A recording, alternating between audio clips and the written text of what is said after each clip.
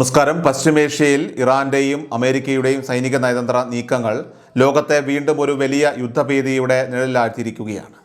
കഴിഞ്ഞ ഏതാനും മാസങ്ങളായിട്ട് അന്താരാഷ്ട്ര മാധ്യമങ്ങളിൽ നിറഞ്ഞു നിന്നിരുന്ന ഇറാൻ അമേരിക്കൻ പോരാട്ടത്തിൻ്റെ വാർത്തകൾക്ക് ഇപ്പോൾ പാശ്ചാത്യ ലോകത്ത് പ്രാധാന്യം കുറഞ്ഞു വരുന്നത് ശ്രദ്ധേയമാണ്. BBC, അതോടൊപ്പം തന്നെ വാഷിംഗ്ടൺ പോസ്റ്റ് തുടങ്ങിയ പ്രമുഖ പാശ്ചാത്യ മാധ്യമങ്ങൾ ഇറാൻ്റെ വാർത്തകളെ തടയുകയോ മറ്റു വാർത്തകൾക്ക് കൂടുതൽ പ്രാധാന്യം നൽകുകയോ ചെയ്യുമ്പോൾ അൽ ജസീറ പോലെയുള്ള അറബ് മാധ്യമങ്ങൾ ഇപ്പോഴും ഓരോ മിനിറ്റിലെയും അപ്ഡേറ്റുകൾ ലോകത്തിന് നൽകിക്കൊണ്ടിരിക്കുകയാണ്. മാധ്യമങ്ങളുടെ ഈ ഒരു ഇരട്ടത്താപ്പ് വലിയ ചർച്ചകൾക്ക് വഴിവെച്ചിരിക്കുകയാണ്. അമേരിക്കയെ സംബന്ധിച്ചിടത്തോളം ഈ യുദ്ധം വലിയൊരു പ്രതിസന്ധിയായി മാറിയിരിക്കുകയാണ്. എങ്ങനെ ഈ സംഘർഷത്തിൽ നിന്ന് മാന്യമായി തലയൂരുമെന്ന് അറിയാതെ അമേരിക്ക ഇപ്പോൾ ഉഴലുന്ന കാഴ്ചയാണ് കാണുന്നത്. ഒരു വശത്ത് യുദ്ധം അവസാനിച്ചെന്ന് പറയാൻ കഴിയില്ല, മറുവശത്ത് അത് സജീവമായി മുന്നോട്ട് കൊണ്ടുപോകാനും സാധിക്കുന്നില്ല. ഈ അനിശ്ചിതാവസ്ഥ അത് മുതലെടുത്തുകൊണ്ട് ഇറാൻ തങ്ങളുടെ നയതന്ത്ര നീക്കങ്ങൾ ശക്തമാക്കുകയാണ്. വൻ ശക്തിയെന്ന് അവകാശപ്പെടുന്ന അമേരിക്ക തങ്ങൾ ലക്ഷ്യമിട്ട ഒരൊറ്റ കാര്യത്തിൽ പോലും വിജയിച്ചിട്ടില്ലെന്ന് ഇറാൻ ഔദ്യോഗികമായിട്ട് പ്രഖ്യാപിക്കുന്നത് ഈ പശ്ചാത്തലത്തിലാണ്. ഇറാൻ്റെ വിദേശകാര്യമന്ത്രി അബ്ബാസ് അറാക്ചിയുടെ റഷ്യൻ സന്ദർശനം ഈ നീക്കങ്ങളിലെ ഏറ്റവും നിർണായകമായ ഘട്ടമായിരുന്നു. സെൻറ്റ് പീറ്റേഴ്സ്ബർഗിൽ വെച്ച് റഷ്യൻ പ്രസിഡന്റ് വ്ളാഡിമിർ പുടിനുമായും വിദേശകാര്യമന്ത്രി ലാവ്റോവുമായും അദ്ദേഹം നടത്തിയ കൂടിക്കാഴ്ച അമേരിക്കയ്ക്ക് വലിയ തിരിച്ചടിയായി. അമേരിക്ക എന്തിനു വേണ്ടിയാണോ യുദ്ധം ആരംഭിച്ചത് അതിൽ ഒരു ലക്ഷ്യത്തിലും അവർ എത്തിയിട്ടില്ലെന്നും ഇപ്പോൾ എങ്ങനെയെങ്കിലും ഈ യുദ്ധം അവസാനിപ്പിക്കാൻ അവർ തങ്ങളുടെ സഹായം തേടുകയാണെന്നുമാണ് ഈ കൂടിക്കാഴ്ചയ്ക്ക് ശേഷം അറാക്ചി പറഞ്ഞത്.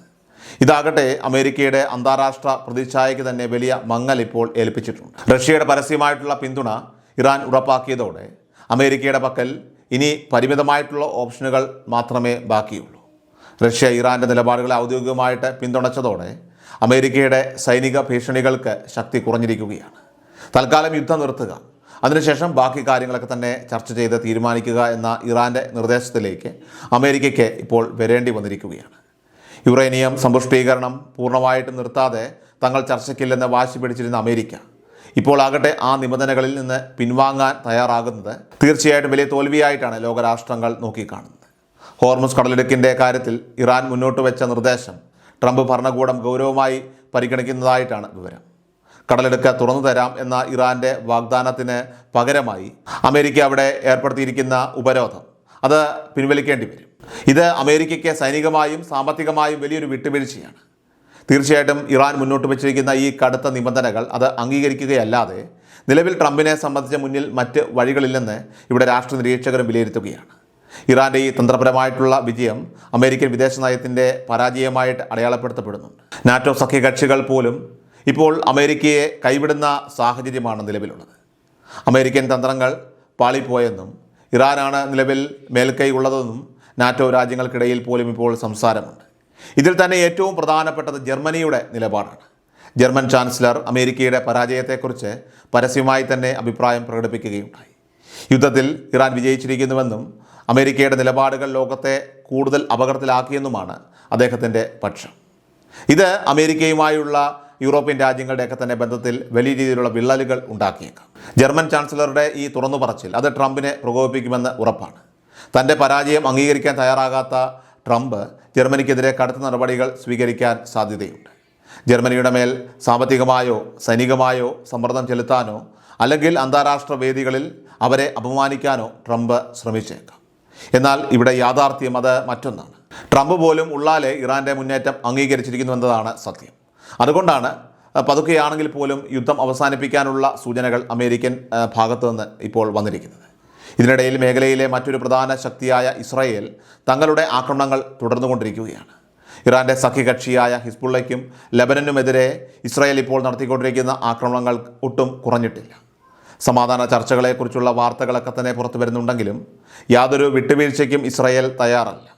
എല്ലാവിധ ചർച്ചകളും അവസാനിപ്പിക്കണമെന്നും പ്രതിരോധം തുടരണമെന്നുമാണ് ഹിസ്ബുള്ളയുടെയും നിലപാട്. ഇതാകട്ടെ അമേരിക്കൻ ഇറാൻ സമാധാന നീക്കങ്ങൾക്ക് വലിയൊരു വെല്ലുവിളിയായി നിൽക്കുകയാണ്. എന്നാൽ ലോകത്തെ ഏറ്റവും കൂടുതൽ ഭയപ്പെടുത്തുന്നത് ഇറാൻ്റെ മറ്റൊരു നീക്കമാണ്. പാശ്ചാത്യ രാജ്യങ്ങളിലെ ഇറാൻ എംബസികൾ വഴി ഇറാൻ വലിയൊരു റിക്രൂട്ട്മെൻറ്റ് നടത്തുന്നു എന്ന വാർത്തകളൊക്കെ തന്നെ ഇപ്പോൾ സുരക്ഷാ ഏജൻസികൾ പുറത്തുവിട്ടിട്ടുണ്ട്. പ്രത്യേകിച്ചും ലണ്ടനിലും അതോടൊപ്പം തന്നെ ഓസ്ട്രേലിയയിലുമുള്ള എംബസികൾ കേന്ദ്രീകരിച്ച് രക്തസാക്ഷികളെ കണ്ടെത്താൻ നീക്കം നടക്കുന്നു എന്നതാണ് ആരോപണം. ആ രാജ്യങ്ങളിൽ താമസിക്കുന്ന ഇറാൻ പൗരന്മാരെ സംഘടിപ്പിച്ചുകൊണ്ട് ആത്മഹത്യാ സ്ക്വാഡുകൾ രൂപീകരിക്കാനുള്ള ഗൂഢാലോചന നടക്കുന്നുണ്ടോ എന്ന് സുരക്ഷാ വിഭാഗം ഇപ്പോൾ സംശയിക്കുന്നുണ്ട്. ഈ ആശങ്കകൾക്കൊക്കെ തന്നെ ബലം നൽകുന്നത് ലണ്ടനിലെ ഇറാൻ എംബസിയുടെ ഔദ്യോഗിക ടെലഗ്രാം പേജിൽ വന്ന സന്ദേശങ്ങളാണ്.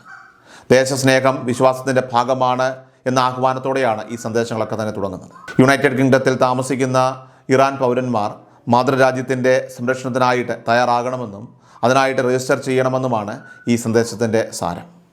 രാജ്യത്തിന് വേണ്ടി ജീവൻ നൽകുന്നത് കീഴടങ്ങുന്നതിനേക്കാൾ മഹത്തരമാണെന്ന ഇത്തരം പരാമർശങ്ങളൊക്കെ തന്നെ പാശ്ചാത്യ രാജ്യങ്ങളെ വലിയ പരിഭ്രാന്തിയിലാക്കിയിട്ടുണ്ട്. ഇറാൻ്റെ ഈ ആഹ്വാനം അത് ലോകമെമ്പാടും ഭീകരാക്രമണങ്ങൾ നടത്താനുള്ള ഒരു മറയാണോ എന്ന് പാശ്ചാത്യ മാധ്യമങ്ങൾ സംശയിക്കുന്നുണ്ട്. വിദേശ രാജ്യങ്ങളിൽ താമസിക്കുന്ന സ്വന്തം പൗരന്മാരെ ഉപയോഗിച്ച് ആ രാജ്യങ്ങളെ തന്നെ പ്രതിരോധത്തിലാക്കുക എന്ന തന്ത്രമാണ് ഇറാൻ ഇവിടെ പയറ്റുന്നത്. ഇംഗ്ലണ്ടിലും ഓസ്ട്രേലിയയിലും സുരക്ഷാ വിഭാഗം അതീവ ജാഗ്രതാ നിർദ്ദേശം ഇപ്പോൾ നൽകിയിട്ടുണ്ട്. ഇറാൻ പൗരന്മാരുടെ ചലനങ്ങളും എംബസികൾ കേന്ദ്രീകരിച്ച് നടക്കുന്ന സന്ദേശ കൈമാറ്റങ്ങളും ഒക്കെ തന്നെ അതീവ ഗൗരവത്തോടെയാണ് ഇൻ്റലിജൻസ് ഏജൻസികളൊക്കെ തന്നെ നിരീക്ഷിക്കുന്നത്. ഇറാൻ്റെ ഈ ഒരു സൈക്കോളജിക്കൽ വാർഫെയർ അല്ലെങ്കിൽ പ്രചരണ യുദ്ധം അത് പാശ്ചാത്യ ലോകത്തെ അസ്ഥിരപ്പെടുത്താൻ ലക്ഷ്യമിട്ടുള്ളതാണ്. തങ്ങളുടെ ശക്തി മുഴുവൻ ഉപയോഗിച്ച് അമേരിക്കയെയും അതോടൊപ്പം തന്നെ സഖ്യകക്ഷികളെയും നേരിടുമെന്ന സന്ദേശമാണ് ഇതിലൂടെ ഇപ്പോൾ ഇറാൻ നൽകുന്നത്. യുദ്ധക്കളത്തിലെ സൈനിക നീക്കങ്ങൾക്കൊപ്പം തന്നെ ഇത്തരം രഹസ്യ നീക്കങ്ങളും നടത്തുന്നത് തീർച്ചയായിട്ടും ശത്രുരാജ്യങ്ങളെ സമ്മർദ്ദത്തിലാക്കാൻ സഹായിക്കുന്നു. അമേരിക്കൻ പൗരന്മാർക്കിടയിലും ഇത് വലിയൊരു ഭീതിക്ക് ഇപ്പോൾ കാരണമായി മാറിയിട്ടുണ്ട്. പശ്ചിമേഷ്യയിലെ യുദ്ധം അവസാനിച്ചേക്കാമെന്ന സൂചനകൾ ഒരു വശത്തെ നിലനിൽക്കുമ്പോഴും മറുവശത്തെ രൂപം കൊള്ളുന്ന ഈ പുതിയ ഭീഷണികൾ ലോക സമാധാനത്തിന് വലിയ വെല്ലുവിളിയാണ്. ഇറാൻ്റെ ഓരോ നീക്കവും അതീവ കൃത്യതയോടെയും ദീർഘവീക്ഷണത്തോടെയുമാണ് ആസൂത്രണം ചെയ്തിരിക്കുന്നത് എന്നത് ഇവിടെ വ്യക്തമാണ്. അമേരിക്കയുടെ പരാജയം അത് ലോകരാഷ്ട്രങ്ങൾ അംഗീകരിച്ചു കഴിഞ്ഞ സ്ഥിതിക്ക് ഇനി ഇറാൻ എങ്ങനെ ഈ വിജയം വിനിയോഗിക്കും എന്നതിനെ തീർച്ചയായിട്ടും ആശ്രയിച്ചിരിക്കും വരും ദിവസങ്ങളിലെ അന്താരാഷ്ട്ര രാഷ്ട്രീയം. പഴയതുപോലെ ഏകപക്ഷീയമായ സൈനിക നടപടികൾ കൊണ്ട് ഇറാനെ നേരിടാൻ അമേരിക്കയ്ക്ക് കഴിയില്ലെന്ന് ബോധ്യമായി കഴിഞ്ഞിരിക്കുകയാണ്. അതിനാൽ തന്നെ നയതന്ത്രപരമായിട്ടുള്ള ഒത്തുതീർപ്പുകൾക്ക് അമേരിക്ക നിർബന്ധരാകും. ട്രംപിനെ സംബന്ധിച്ചിടത്തോളം ഇത് തൻ്റെ രാഷ്ട്രീയ ജീവിതത്തിലെ തന്നെ ഏറ്റവും വലിയ പരീക്ഷണമായിരിക്കും.